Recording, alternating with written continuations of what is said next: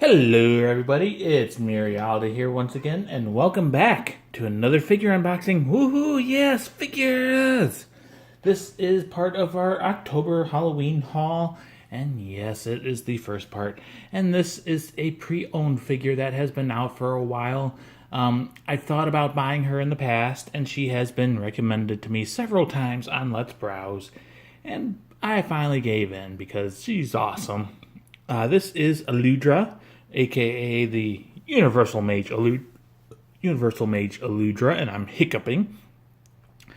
She is from Chain Chronicle, which was originally, I believe, a card game, and then they turned it into a horrible anime, and the only reason I watched the horrible anime was this figure, so damn you, Aludra, and she barely even showed up. She is manufactured by Alphamax and is a 1/8 scale. She is quite a large 1/8 scale. She was originally released on June 3rd of 2015 and was priced at 13,800 yen, which was kind of expensive at the time. I ordered her on October 20th of 2017, and she shipped out on October 28th of 2017 and just got here on November 3rd. They actually tried to deliver them a couple days ago, but work sucks. I wound up paying for her at AmiAmi AB quality 9,380 yen, which is about $85.02 US. Gotta get my 2 cents in there. So anyways, there is the front of her box. There is the side of her box. It's telling a little story about Aludra. There is the back of the box with a couple promo shots. There is the other side with a little close-up of her. There is the top of the box. And she has a plain, boring bottom. At least on the box. Maybe not on the actual figure. So yes, Aludra. And we can see some of her awesomeness through all the glare. So yes. Let's get her open. So there's the standard 3 pieces of seal tape. Little circles. Pretty standard. And open. And open. And open. And then we can pull her out. So the inside is very pink. It looks like it's got some arches in the back, but they blend in so much with the pink you can barely see them. And that's about all the detail she has. So put the box off to the side. Oh, there's some instructions in there as well. So we'll pull those out. Looks like it's showing how to put her wand in her hand. And her hat is supposedly magnetic. So yay, that should make putting the hat on easy. So there she is in her blister packaging. Much more glare, but a little bit better view of her. So there is the front of her. There is the side of her. The tape's been cut down here. Or no, it hasn't been cut. It's just loose. There is the back of her. There is the other side of her, and we're back to the front. So once again, we'll cut her open and look at her. So yes, lots of tape and lots of tape. Tape is no match for a knife.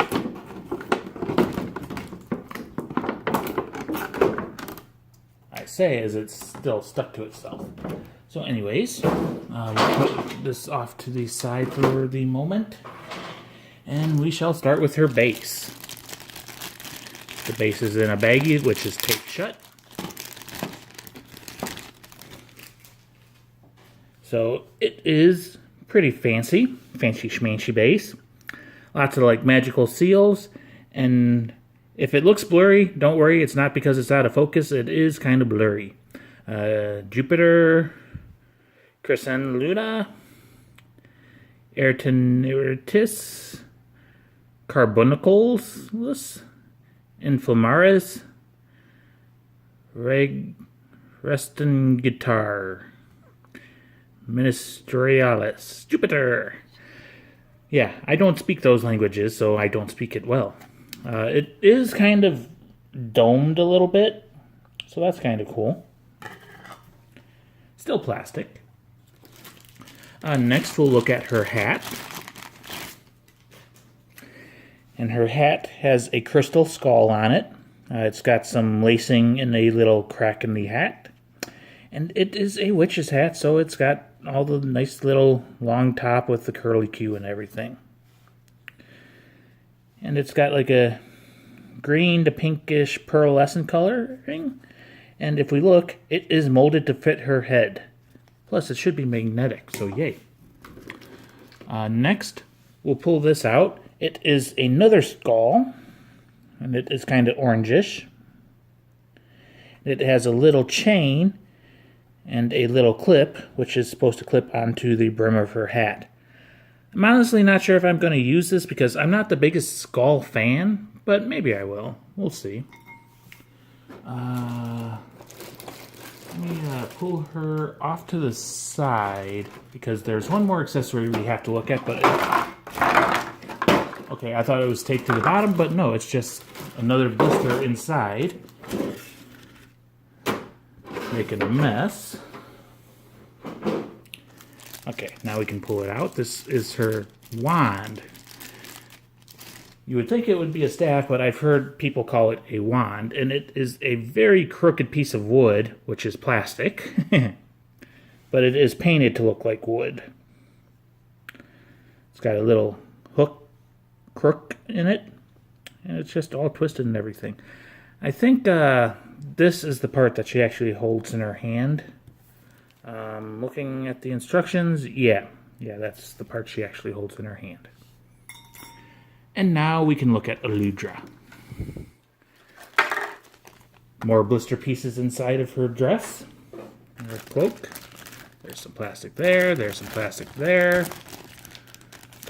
Wrapping around her hair. There's some plastic around that piece of hair. There's some plastic around that piece of hair. Plastic around her coattails, her ribbons, or whatever they are. Plastic around that piece of hair. And another piece of ribbon. And I think that is all the plastic. I'm glad because there is a very strong plastic smell because she's been in her box for a couple years.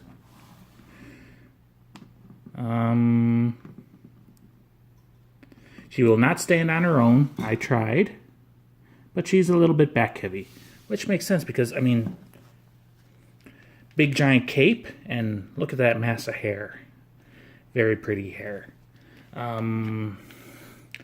Get a little close-up of her face. She has very nice eyes. She has like a little jewel or third eye in her forehead. There's her mouth. She's got little painted teeth in there. Nose. She's got big boobs. She also has a skull on her collar. That one is not removable, so it must stay. There is her hand, and she has some very long talons on her fingers. Hesitate to even call them nails. She's got a nice belly. No vacuum sealed belly button, which is a plus. Important question is, the answer is white. So yes, you can see the underwear just a little bit. Nice thigh flesh tone. Nice coloring on her stockings. And she's got some simple shoes. But once again, look at that hair. It's going everywhere. Lots of individual strands.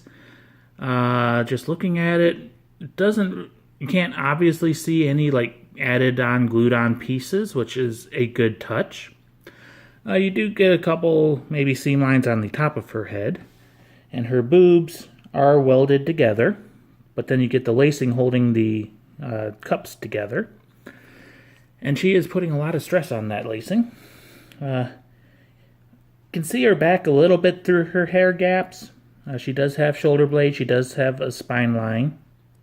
There you go. But you're not really meant to see her back very much. The cape has lots of billowing in it. And yeah, she just looks pretty cool. So let's get her on her base. The pegs are just plastic.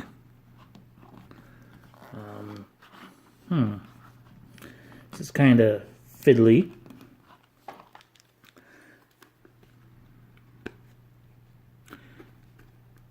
So her foot needs to be twisted a little bit. Let's see here. It could just be because she's been in her box for a couple years. So we'll start with the difficult foot first. And then we'll move this foot over to the side and get it on its peg. There we go. So it's a little bit of a tight fit. Tilt the camera down just a hair. Let's see. Looks like, looking at the instructions, looks like you're supposed to kind of feed it through her hair and then into her hand. So something like this maybe?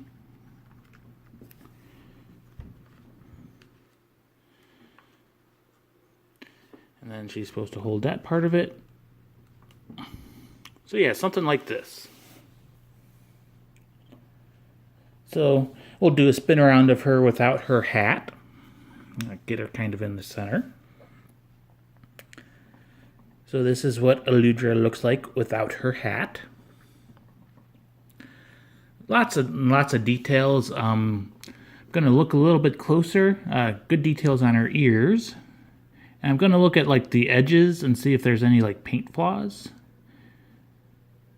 Not that I'm expecting there to be any, because Alphamax tends to be a very good company. And yeah, I don't really see any paint flaws, no bleeding or anything, so good job. Now we'll go ahead and put her hat on, which I think goes something like this. So yes, I can feel the magneticness of it. We'll see how strong it is by turning her upside down. So yes, it sticks on. And then once again, you're supposed to just kind of clip the skull to the brim of her hat. And to try to get it so it faces forward, we'll stick it over here. So there is Aludra all assembled with her hat and her skull. And hey, the sun's starting to come out, so even with her hat on, her face is not in a shadow. But it is a very wide brim, so do plan on her being shadowed. So yeah, I think she looks pretty good. I finally got her. It took a while. And like I said, she is listed as a 1/8 scale figure. I'd say she's at least 1/7, at least. Maybe even bigger. Let's go ahead and take the camera out, and we'll do a couple close-ups. So there's a good close-up of her face. She has some very nice eyes. There is the skull on her chest. You can see its teeth. There's her boobs, the lacing between them. But you still see all the cleavage. A little bit of belly flesh right there. Some wrinkles. I like how the one side of her dress is all laced up, holding it together. The other side is not. Autofocus again. Some bunching around her crotch area. Nice stockings. She's got some like diamond shapes in her stockings and on the front of her toes. And I bumped her wand so it kind of came out of her hand. It is not a very tight fit. So yay. Unfortunately, she's got some side boob and some more side boob. And the back of her hair, once again, very, very nice hair. Very long, very wavy, very strandy, and going everywhere and everywhere. And she does have the little ribbons coming off of the sides of her dress. And they have little circles on the end. Just another nice little touch. Some of her hair strands are going in front of her cape. Yeah. So yes, I am happy with her. You can stop suggesting her now. So anyways, this is Aludra, or the Universal Mage Aludra. I hate that title, so I'll just call her Aludra. She is from Chain Chronicle, which is a card game which got made into a movie and anime, and it was horrible. She is manufactured by Alphamax and is a 1/8 scale figure. She was originally released on June 3rd of 2015, and I ordered her pre-owned at Ami Ami for AB quality on October 20th of 2017, and I paid $85.02, which I think is a good price for her, and her hat is magnetic. So yes, I am happy. You should be happy. Let's all enjoy Aludra together. Yay. I hope you enjoyed. I'm out. Bye-bye.